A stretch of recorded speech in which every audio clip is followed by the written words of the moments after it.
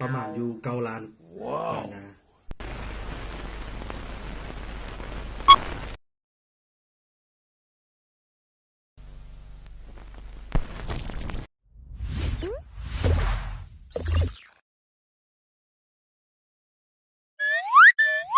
สบายดีทุกคน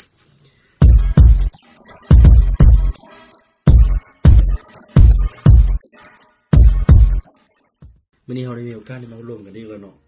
ค่อยมีหัวข้อหนึงจะมาแบ่งปันกันก็คือว่าค่อยเคยได้มีโอกาสได้รวมกับน้องๆที่กำลังจะจบม.7หลายคนเนาะแล้วแต่ละคนหลายๆคนมีคำถามหนึ่งที่น่าสนใจรวมกันก็คือว่าเรียนจบม.7แล้วจะไปเฮ็ดหยังนะซึ่งคำถามนี้เป็นคำถามที่ถามง่ายเนาะแต่ว่าผู้ทึกถามนี่จะคิดโดนเติบเลยก็ยากในการสอบคำตอบเนาะแต่ว่าจากการลมเขาเจ้าเหล่านั้นและคำตอบที่ได้มาส่วนหลายก็คือบางคนก็ส่วนหลายก็อยากไปเป็นครูไปเป็นนายหมอไปเป็นทหารไปเป็นตำรวจเนาะแล้ว ค่อยก็เลยมาย้อนคิดว่าเอ้าเป็นยังเขาเจ้าเหล่านั้นคืออยากไปเป็นแบบนั้นนะสาเหตุใดที่เขาเจ้าไปเป็นแบบนั้นนะก็เลยมาย้อนคิดว่าที่จริงพวกน้องสามารถเป็นได้หลายกว่านั้นเนาะมันบ่ควรจะมีข้อจำกัดในการที่จะ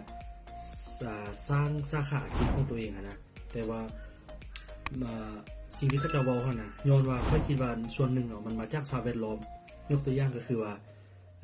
น้องๆเหล่านั้นแม่นบางครั้งก็มาจากต่างแคว้นหรืออยู่ต่างแคว้นนะก็คือว่าในพื้นที่ที่เขาเจ้าอยู่หรือว่าสภาพแวดล้อมที่เขาเจ้าอยู่น่ะส่วนหลายแล้วตัวแบบที่เขาเจ้าให้เขาเจ้าเห็นก็คือว่าจะเป็นครูเป็นหมอเป็นทหารเป็นตำรวจนะแล้วการเป็นอาชีพเหล่านั้นนะเขาเจ้าเห็นอยู่ในบ้านเขาเจ้าเรามันประสบผลสำเร็จมันสักเซสมันสามารถสร้างรายรับได้มันสามารถเลี้ยงครอบครัวได้ก็เลยเฮ็ดให้น้องๆเหล่านั้นซึ่ง88หรือว่า 90% นะก็ว่าอยากไปเป็นอาชีพนั้นนะซึ่งในความเป็นจริงแล้วมันมีหลากหลายอาชีพหลายกว่านั้นเนาะที่เขาสามารถเป็นได้น้องๆบ่จำเป็นต้องจำกัดตัวเองก็ได้ทุกอาชีพมันสามารถทุกอาชีพมันสามารถเลี้ยงตัวเองได้ข้อที่เฮาฮักมันและเฮาเฮ็ดจริงจังกับมันอาชีพนั้นน่ะมันจะสามารถเลี้ยงตัวเองได้แน่นอนเลยเนาะยกตัวอย่างคืออาชีพค่อยได้มีโอกาสได้ไปอบรมกับพ่อค้าผู้นึงที่เราขายล้อมากมายอยู่ในนครหลวงเนาะก็คือว่าเราขายล้อมากมายให้น่ะเราว่ามื้อนึงเราก็ได้ประมาณอยู่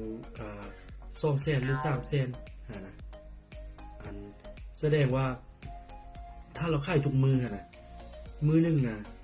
ถ้าเราขายทุกมื้อน่ะเดือนนึงน่ะเราก็ได้อยู่ประมาณอยู่9 ล้านนะจะเห็นบ่มันก็สามารถเลี้ยงตัวเองได้คือกันสำหรับนี้นะบ่จำเป็นต้องว่าต้องเป็นว่าต้องเป็นแต่อาชีพที่พวกเจ้าจำกัดเพราะมันตั้งกรอบให้ตัวเองโพสเนาะเพราะฉะนั้นแหละสิ่งที่ข้อยอยากฝากในคลิปนี้ก็คือว่าทุกคนมีความฝันแล้วก็ทุกอาชีพมันมีความเป็นไปได้หมดบ่จำเป็นต้องไปจำกัดตัวเองให้แต่อยู่ในอาชีพนั้นแล้วไปตั้งกรอบให้แต่ตัวเองตัวนั้นเนาะต้องถามตัวเองก่อนว่าตัวเองมีความสุขกับสิ่งนั้นหรือบ่สิ่งที่ตัวเองจะเฮ็ดนะแล้วเมื่อเฮามีความสุขกับมันเฮ็ดเต็มที่กับมันน่ะมันจะสามารถมันจะให้ผลตอบแทนกับเฮาในหลายๆรูปแบบเนาะหรือว่า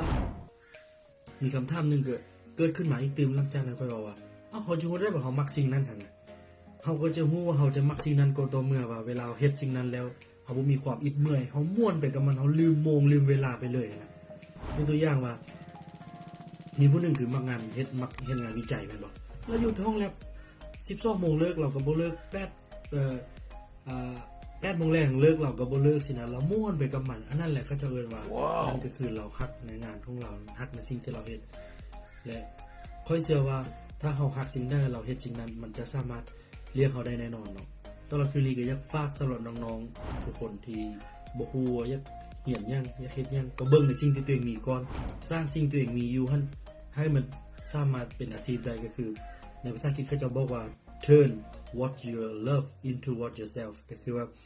เปลี่ยนสิ่งที่เจ้าฮักสิ่งที่เจ้ามีอยู่นะให้มันสามารถเป็นเงินได้เนาะถ้าใครมี